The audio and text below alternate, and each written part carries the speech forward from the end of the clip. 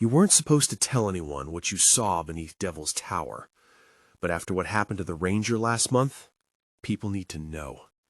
This happened in September 2023.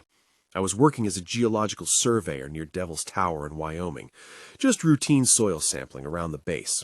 The National Park Service had hired our team to check for erosion patterns after the summer monsoons.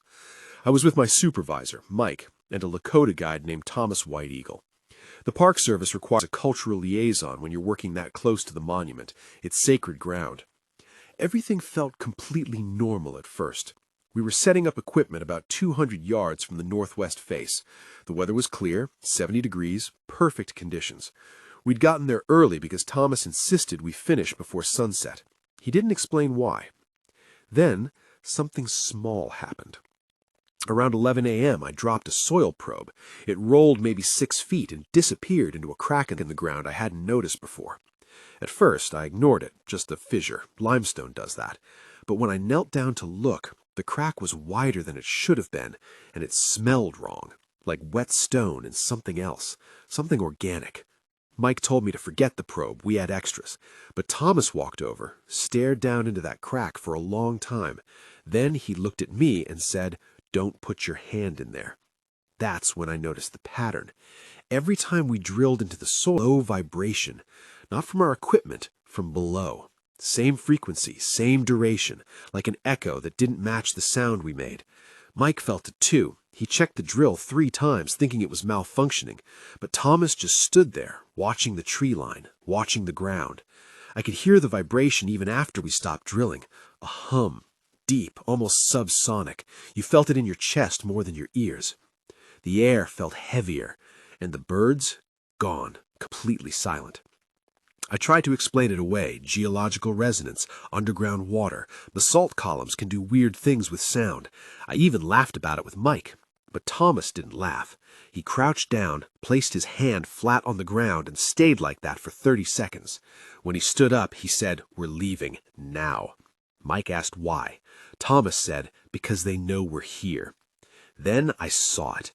Not clearly, but enough. About 50 yards out, near a cluster of ponderosa pines, something moved between the trees. Tall, maybe 8 feet, but the proportions were wrong. Arms too long, head shaped like, I don't even know, not human, not animal. It didn't walk. It swayed side to side like it was testing the air. Mike didn't see it. He was packing the gear. But Thomas saw it. I know he did, because he grabbed my shoulder and said one word, "Don't run." I didn't move, didn't breathe. The thing tilted its head slowly like it was listening. Then it stepped back into the shadows, and I swear to God 2 more stepped out behind it, smaller, hunched, moving on all 4s, but with joints that bent the wrong way. Thomas whispered, "They nest under the tower, in the old lava tubes, dozens of them, maybe more." We left, packed everything in 4 minutes flat. Mike still didn't believe it, said we spooked ourselves, said Thomas was messing with us. But when we got back to the ranger station, Thomas pulled the lead ranger aside. I couldn't hear everything, but I heard enough. Need to close the Northwest Trail. Not the first time. 3 people last year. The ranger didn't argue, he just nodded, wrote something down. 3 weeks later, that section got roped off. Geological instability. But 3 nights after we left, I woke up at 2:47 a.m. I lived 200 miles away from Devil's Tower, and I heard that hum again, the same one, coming from outside my window. I didn't look. What would you have done? And if you're hearing this at night and you live anywhere near Wyoming, check your windows. Because Thomas told me one more thing before we left. They don't just stay under the tower.